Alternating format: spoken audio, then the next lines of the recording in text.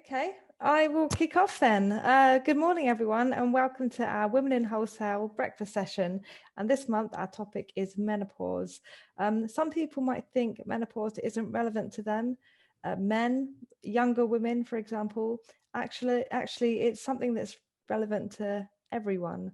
And today, our guest, Sam Simister, is going to explain why. Sam is the Future Development Director at Innocent Drinks, and she's also leading the Generation Menopause Initiative, which we're going to learn about today.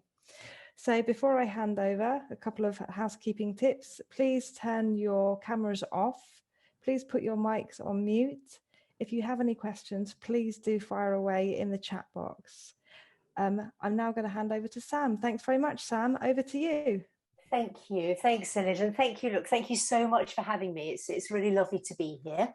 I guess before I share my screen, because I do have some slides that I thought might be helpful to walk us through the conversation today. There aren't many. Please don't worry. It won't be death by PowerPoint. But before I do that, I just thought I'd give you a little bit of background as to why I'm so passionate about this topic. As Elite says, I am the Future Development Director at Innocent. That involves all things future innovation, but it also involves our launches into new geographies. And we launched into Asia just before the first lockdown. So I've got quite a broad remit. About 7 years ago, I am now 55, but I must have been around 47, 48. I was leading our global supply chain. I had a big team. I had a lot of global travel. And around that time, very sadly, my lovely in-laws both died. My mum was diagnosed with a brain tumor, and the kids were going through GCSEs and A-levels. Like many, many families, lots going on, juggling lots of balls. But something else was happening with me and to me, and something that I just didn't understand or comprehend. And that I now know was the perimenopause. And I'm a little embarrassed to say I was woefully unprepared for this. I've always been quite solution focused and driven. And I just thought the menopause was something that would hit me in my 50s, late 50s, and I'd just breeze it. That wasn't the case for me. I started to have serious anxiety attacks. I started to lose my confidence, to the point where, with everything else going on, I actually resigned from my job, a job that I really loved. Now, I'm one of the lucky ones. I have an incredibly compassionate CEO. We had a lovely conversation. He really helped, he understood, he took the time. And I'm now back in the saddle and back, not doing the same job, but doing a job that I really love equally. And I am working out the right solutions for my menopause. I've got brilliant support. I just thought it was worth sharing and being completely transparent with you why this is such an important topic to me. And when I look at Innocent Drinks, we employ 800 people now across Europe, and 50% of those are women. And our average age is around 35. We work, as you guys will do, incredibly hard to attract, retain, and develop amazing talent. And because of my experience, I saw what could be coming down the track for these brilliant people. And I thought, I'm going to have to try and do something about this, even if it's to just raise awareness, not only for my generation, but for those coming up behind me. And it was really interesting when I met up with my very good friend, Heather, who can't be here today, but she's also a bit of a powerhouse, a bit of a pocket rocket. And maybe you will meet her, but when I actually met her and saw the trouble she was going through, we thought we would get together and do something, or try to do something. And that's when Gen M was born. Gen M, Generation Menopause, started out as a resource that could pool and collate the best of the menopause in one place. And our website, it's still active. It's going through a transition, which I'll come on to more later. And I promise you, this is not a sales pitch, it won't be. But the website attracted some incredible engagement from the audience it was designed to be there for, but also from businesses. And when I introduced it to Innocent, what was really brilliant was that I got just as much feedback from the young men as I did from the women, saying, thank goodness, I've now got a tool that I can start to talk to my mum about, my partner about. And for those guys that were managing women, they had a tool then that they could start to have a conversation about the menopause with.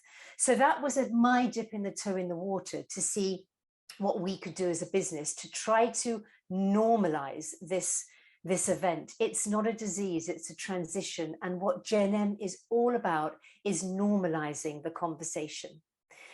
So I hope that sort of sets the scene. I'm going to try and share my screen. I say try because sometimes, it's saying host disabled, participant screen sharing. You should be okay now. Thank you. Let's try again.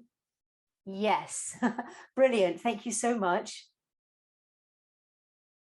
Right, I'm just going to, as I say, share this with you, just to talk through some of the points I want to make, which I hope will really be the catalyst for a great conversation.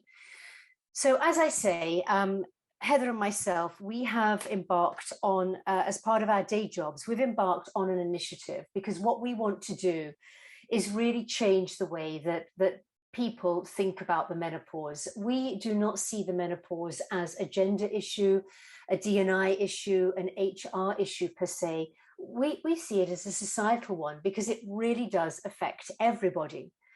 Now, I'm a scientist, I'm a bit nerdy, and because Heather and I had really great instincts because of our own experiences, we also recognized the power of data. So we embarked on some research and we spoke to over 2,000 women. So our research is statistically significant. I am really happy to share with you a copy of our invisibility report. But the data that came back was illuminating. It didn't make for great reading, actually. And I just wanted to share some of these stats with you. We know that menopause is a fact of life. We also know that it affects in the UK alone a third of the population. We've got 13 million people in the UK today transitioning through the menopause. And by 2025, there will be 1 billion globally. And that's just round the corner. But these ladies, these women, we also include transgender because we wanted to be inclusive, but it's largely women we spoke to. 87% said they felt overlooked by society and brands. 41% said that they felt incredibly lonely. They felt invisible, irrelevant, and dispensable. I think one of the key statistics, look how few could only name 3 of the 48 symptoms, and I'll come on to this later, but I'd love to ask how many of you guys listening know that there are actually 48 symptoms to the menopause. 93% said that they would better benefit from their friends, family, those that were close to them, being better performed so that they could understand what they were going through. 90%, over 90% felt their symptoms are having a negative impact on their work. And only 1 in 5 felt that their employer was well informed to support them. And 94% said that they would benefit from brands being more inclusive and catering better to their needs than other menopausal women. So I think these are just a handful of stats. I mean, the report, I think it's really well written. It's very easy to read, but my goodness me, it really illuminates and amplifies the voices of these women and importantly, how they're feeling. So simply put, we believe the menopause affects everybody, and whether that's directly or indirectly, and it does demand our attention. Now, forgive this commercial sign. I am a commercial beast. I've worked in FMCG for 30 years, but the reality here is that the menopause does have a commercial pound or a euro or a dollar, wherever you might be.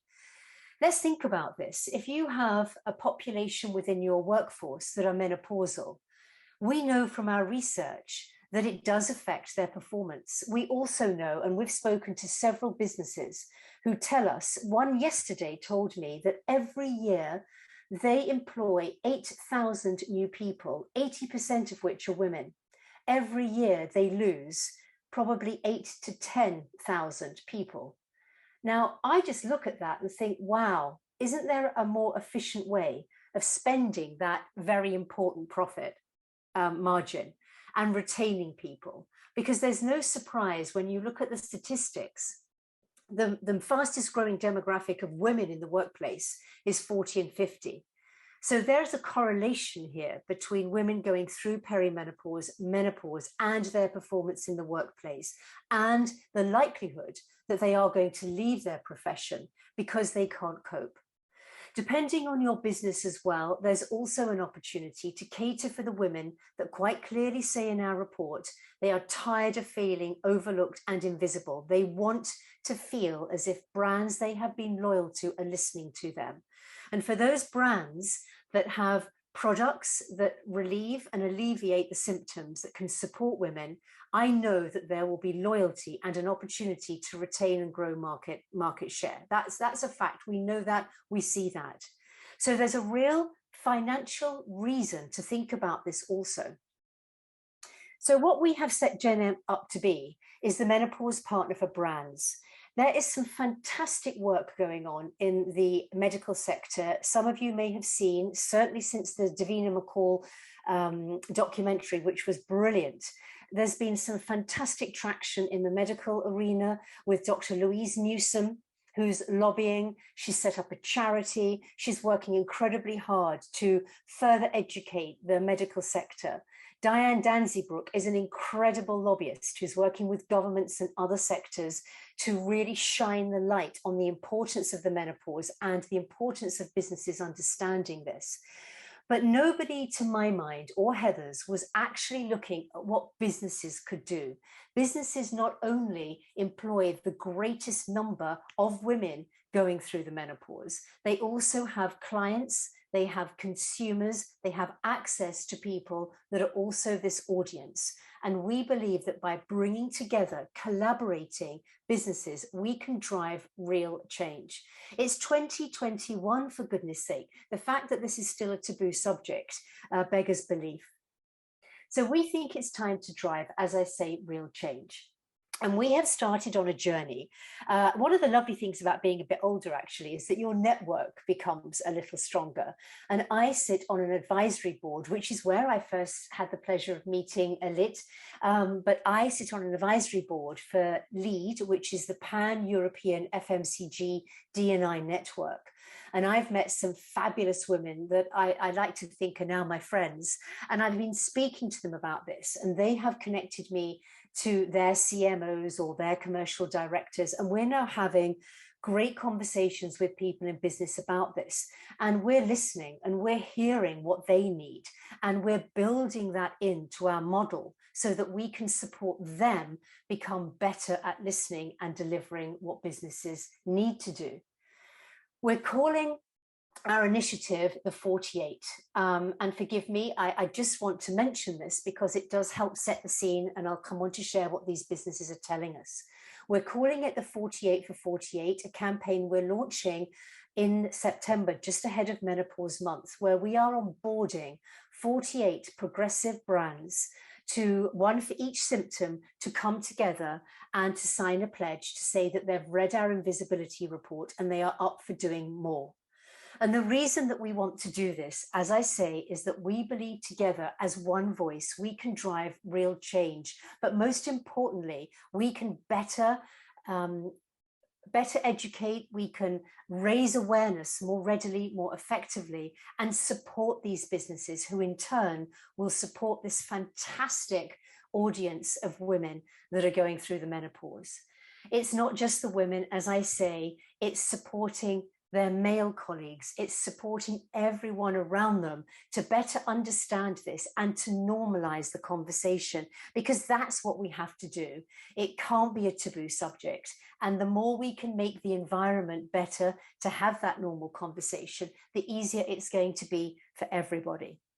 So as I say, we're talking to these businesses, and I'm a little overwhelmed and I'm blown away, but we've clearly got something right. In 5 short weeks, we have onboarded Marks and Spencer's, P&G, Boots, Vichy, Odgers, Danone. We've onboarded some really great brands, and with 21 others, I think, including those, we've also got a pipeline of people that we're speaking to, because everyone recognizes that actually this could be a really brilliant way to move at pace. So this is what we're up to. And I thought I'd just share with you what some of these people are saying to us as well, because I'm sure if I was in your shoes, I'd be sitting there thinking, well, what can I do? What can I take back to my business? Well, they're all up for signing the pledge. They're all up for doing the responsible thing and saying, we've read that report, we can't ignore it. And actually that report underpins everything we do. It's the business rationale, if you like, to say, come on, look at this data. You have to start to realize there's more we can do here with 13 million women and 20% of the British population alone, let alone if you're a global organization. They're going to be part of the campaign. We're creating some fantastic social media assets that through menopause months, they can start to talk about this, to give them something to talk to, both internally and externally. We're going to have the world's first, that sounds ever so grand, but we're going to have the world's first awards for menopause next year, because businesses are asking us to help them raise awareness of all the great stuff that they want to get stuck into. They want to be awarding the person that's the best ambassador in their business for this. They want to award and celebrate the best manager, male or female, that's really embracing this and helping colleagues to create the best environment. We're also going to be continuing with their research. This is something that really personally motivates me. This is a moving feast. This is not going to stand still. So we will revisit our invisibility report every year, and those that are coming on board with us are going to have access to this data, because this data will continue to tell them how women are feeling and what they're looking for and what businesses can continue to do to support them. And last but not least, we're going to be setting up some roundtable discussions, because businesses really love the idea of coming together to talking about key topics to understand what best practice looks like. It's fair to say, even when you talk to some of the giants like Procter & Gamble, I didn't mention Unilever, they're also on board, Marks & Spencer, everyone's at ground zero. I'm seeing on LinkedIn, as I'm sure you are, a lot of companies now are looking at putting policies in, which is great. But what these businesses are saying, and they're being very transparent, they're saying, well, we can put a policy in, but we don't really understand how best to use that policy. And when we talk to them about the 48 symptoms, and women can only name 2 or 3 at best, what's the point of having a policy if there's no awareness? So we are pushing for people to start with the basics. Just start with awareness, create an environment in the workplace, a safe environment, whether it be having a buddy or having an affinity group. We started an affinity group at Marks and Spencer, at Innocent actually, which I've now shared with M&S, and they're now doing the same for their women, where people can talk about all things to do with health and well-being, but menopause is part of that as well. So there's some really lovely things that are starting to happen that can really make it a little easier for men and women to start to talk about this. But it's the fact that we're going to be having these roundtable discussions where people really are eager to come together and hear what others have to say, learn from each other, and then start with a policy to build best practice around that. So I think we're onto a good thing here. I think it's wonderful to see that this conversation is starting to build momentum. You're starting to see a lot more being talked about on social media across LinkedIn. But Heather and I, we want to be, I guess, a little more explicit, and we want to be, because we are solution focused, we want to be more driven with this. We care about the so what. What are we going to do to make it more normal? And what are we going to do together to really drive real change? So lots of people having lots of great conversations, but what we want to do is bring everyone together to effect some change. So I really hope that I didn't throw too much at you, and I hope that that was a useful introduction to why it's important to us, what we're doing, who we're talking to, what we're hearing. And I'd love to maybe stop sharing now and open it up to some conversation, if that would be right and okay for you, Alit. Thanks, Sam. That would be absolutely brilliant. Yeah, absolutely brilliant. Let me have a look. We have a few questions.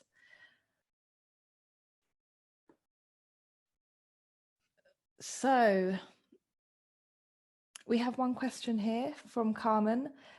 Might you be able to share some employer best practice on how they support their employees in that journey?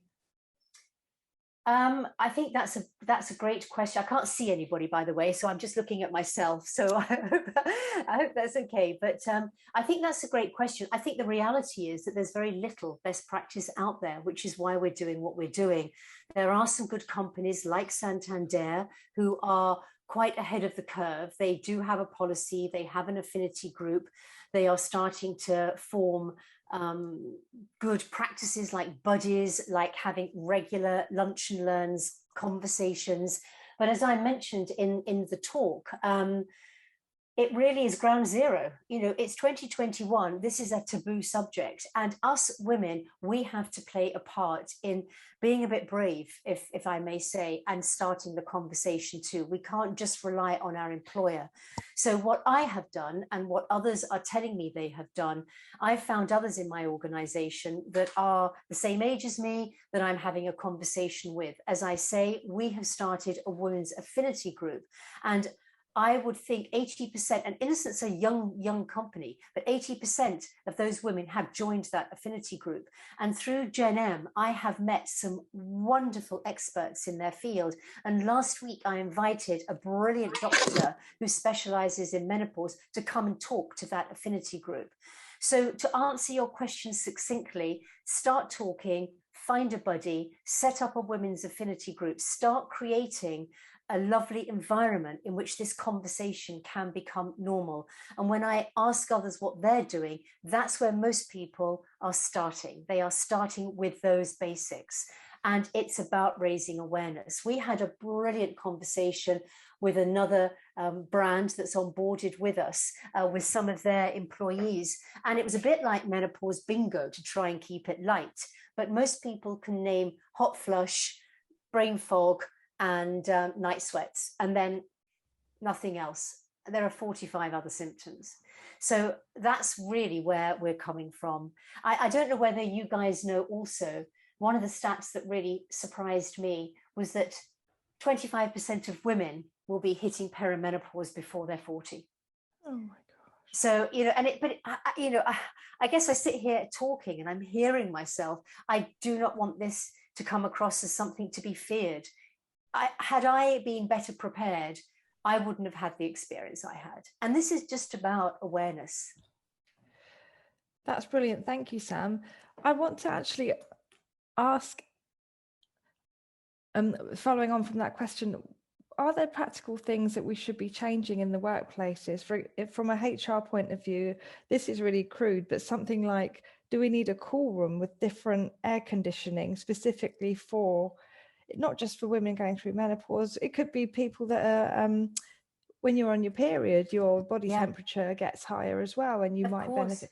There's always air conditioning wars in the office. There are. No, listen, that's a great point, of course. So again, what other companies are doing, they're having those conversations. You know, I don't think there's a one size fits all, but they're having conversations about where women might like to sit. You know, some women might prefer to sit near a window that they can open to get a little bit of fresh air. Other companies are going as far as providing fans. One company we spoke to that are coming on board, they actually installed showers into their workplace. Now that's quite extreme, I know, and not everyone can afford or has the facility to do that. But I think there are some great baby steps that you can take around temperature. And I think even acknowledging that some ladies are going to prefer it to be cooler and having that conversation about how best your work facility can accommodate that is a brilliant point. And are you able to share some of the other symptoms? Because we've heard some of the top line ones, but there's so many. What are they? There are, well, I'm very happy to. There's incontinence. I mean, this probably, I hope you've all had your breakfast, and I certainly don't want to ruin your mornings, but some of them are pretty unpleasant. So there's incontinence, there is burning mouth syndrome, there's itchy, dry skin, there's thinning hair. You can experience dental problems, particularly around extreme pluck. You can have brittle nails. I'm trying to think. I've got a whole list of the 48 symptoms that occur between perimenopause and menopause. I've not got them in front of me. Blame it on the brain fog, Mamie. But everything changes. Everything from your hair to your skin, to your sense of smell, your sense of taste, how your body functions. Your periods can become, particularly as you're going through perimenopause, they can become very irregular and very heavy. I think it's fair to say that not all women have all of these symptoms. Every menopause is different. Joints can start to feel very sore. That's why a lot of people do go to the doctor, because they think they've got other conditions or illnesses. I think some of the other more frightening conditions, if not understood, depression, lack of confidence. That's why more women are prescribed antidepressants than HRT in this country, which is what Dr. Louise Newsom is wanting to reverse. That's outrageous. My co-founder Heather was prescribed antidepressants. We're not depressed, we're just going through the menopause.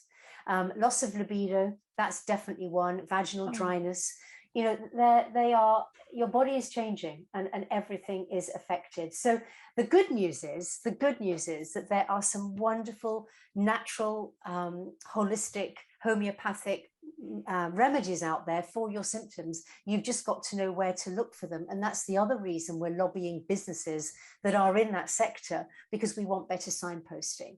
You're busy, you're time poor, you've probably got sleep, you know, you're not sleeping well because of the night sweats. They can be pretty bad.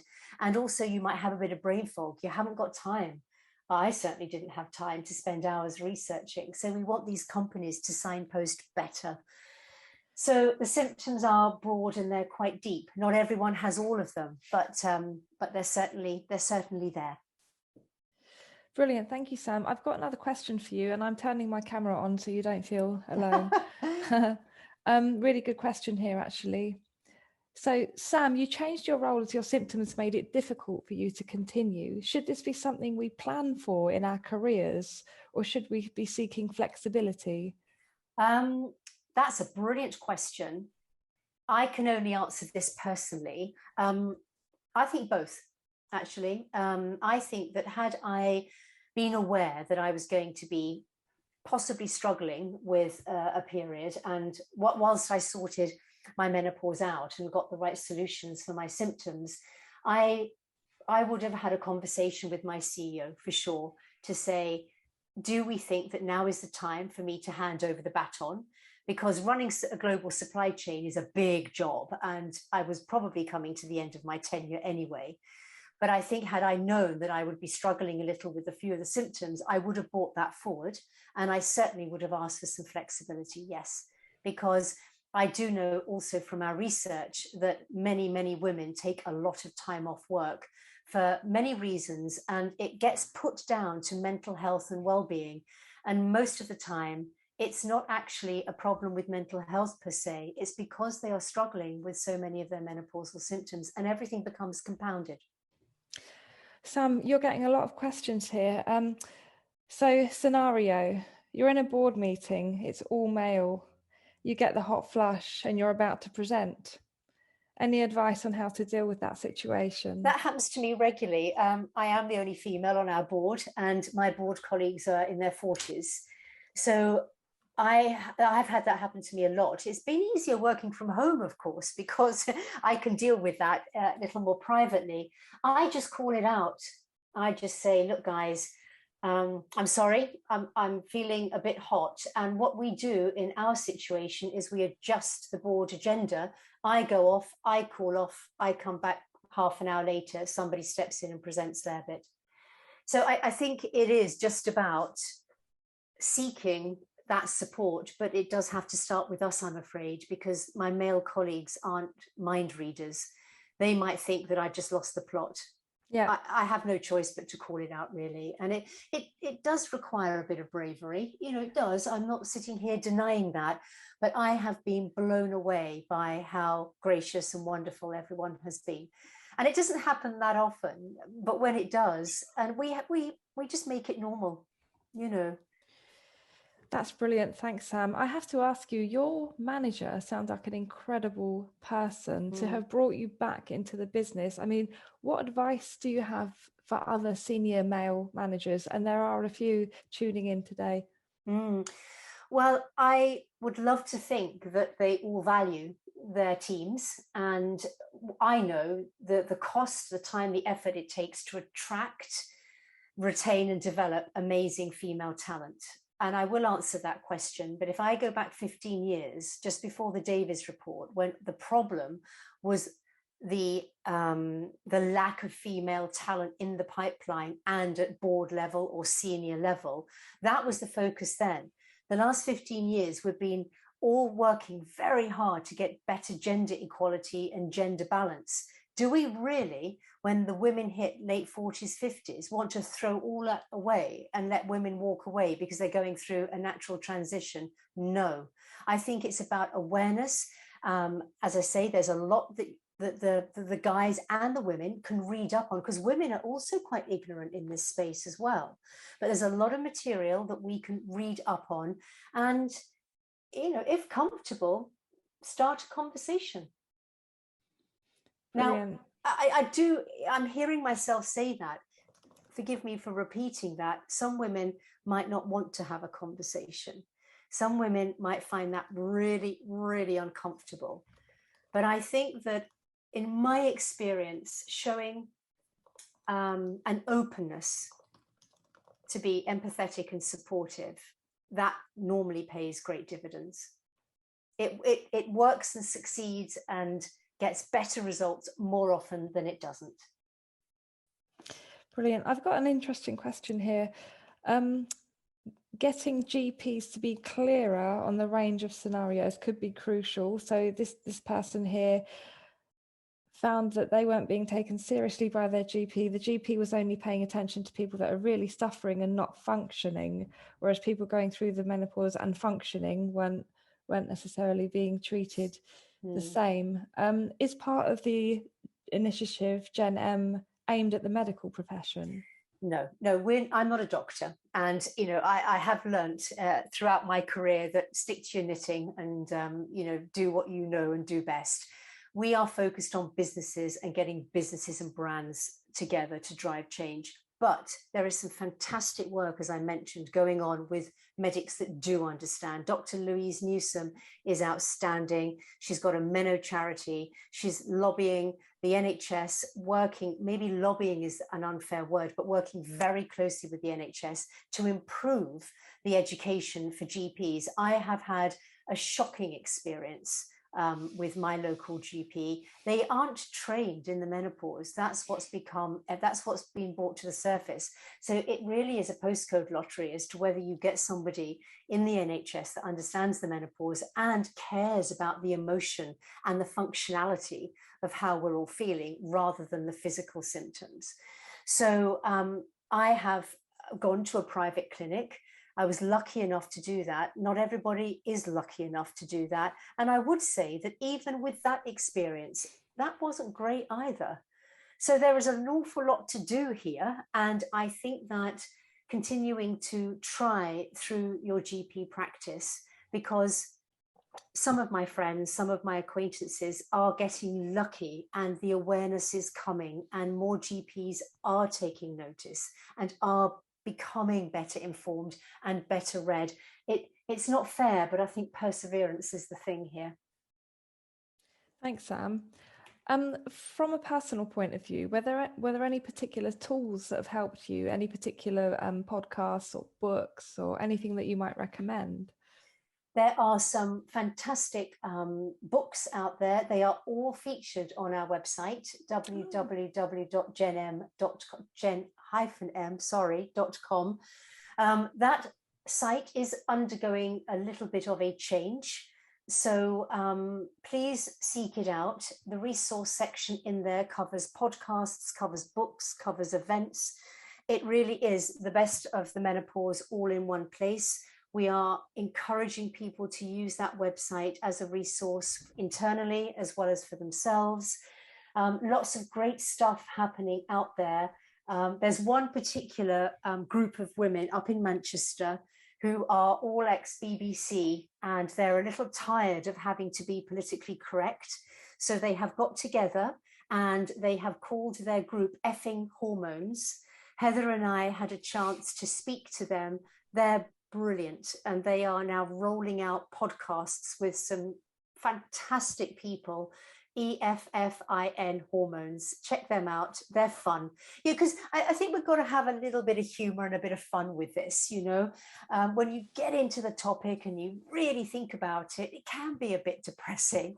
But this is the best time. This is the best decade for me. I really am loving my 50s, and I'm going to be damned if I'm going to let the menopause knock me sideways. Now I know what it is. And that's what some of these podcasts and some of these books are designed to do. There's another woman who is so inspirational, Marion Stewart. She focuses on natural solutions for your menopause. She's just released her latest book, and I've read it cover to cover.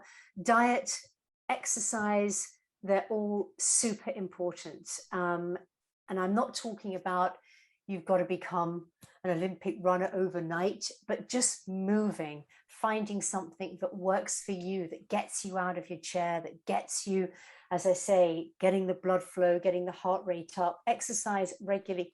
Diet is critical, getting the right food inside you, the right supplements. And there are some great books and advice on the site too, if you're looking for a little bit more information on that as well. Is there any homeopathic advice on the website? There is. There's a lady called Sarah Davison, who is a homeopathic expert. We speak to her regularly. She's on our site as well. So, I mean, 61% of women that go on HRT have to come off it because it doesn't suit them. So, you know, HRT is not the silver bullet. It works for some, but you also still need other solutions to your symptoms. HRT is not going to solve drying hair. It's not going to solve thinning hair. It's not going to solve very dry skin and brittle nails. You know, you still need other products to support you. Brilliant. We've got a question from Darren McKay, who says, it's really important to get more men involved in learning and development on such an important topic. So how do we get more men on these calls? That sounds like a question to me, actually. So thank you, Darren. I completely agree with you, actually. And I'm going to make it more explicit on our marketing that men are actually invited to attend. We actually want more men to attend. And now I'll make a point of making that clearer in the future. Thank you. I mean, we've onboarded a company called Simister, you may be aware, a bedding company, really doing very well in the UK, a male CEO. And we had a conversation with him, and within 10 minutes, he said, I'm in, I get it. You know, so there are plenty of men out there that really do want to understand this. It's just finding the time to engage. And certainly most of them are in those senior positions as well. And Heather and I work incredibly hard. In fact, one of them, I won't name him, very senior CEO of a very large company. He was very transparent. He said that my marriage broke down 2 years ago. And he said, had I known a bit more about the menopause, I might have put it down to my wife struggling. We know through our research that the highest rate of divorce instigated by women is between 51 and 54. There's a correlation there. The highest suicide rate of women, 51 to 54. So menopause affects everybody. I mean, I've talked today about women's performance in the workplace. If a man is impacted by a partner's menopause, they're not going to be coming to work in the best way and performing in the best way. It is a societal issue. I get really hacked off with it being positioned as a gender one. I really do. And that's what in a very, very small way, we're just trying to change. Goodness me, Sam, thank you. An absolutely compelling session. Unless we have any more questions.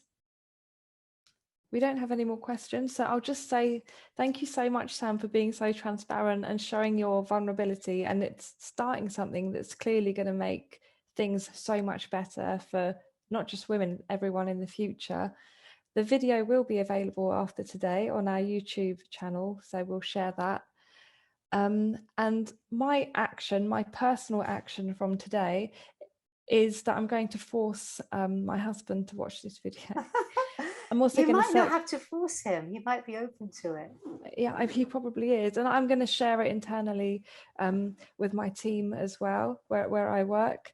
And actually, I'd like to ask our attendees today, if they have a clear action, something that they are going to take away from today and do, please write it in the chat box, because it's really great to see, and it might inspire other people to do things. Thank you so much for having me. I know I've done all the talking, but thank you. And if anybody wants a copy of our invisibility report, or just wants to talk to me more about the initiative and whether it's right for you and you want to understand more, please drop me a note at sam@genm.com. And Sam, I forget the hyphen. sam@gen-m.com, and I'd be more than happy to share our information with you. Brilliant. Thanks, Sam. Thank you. Have a good day, everybody. Bye-bye. Bye.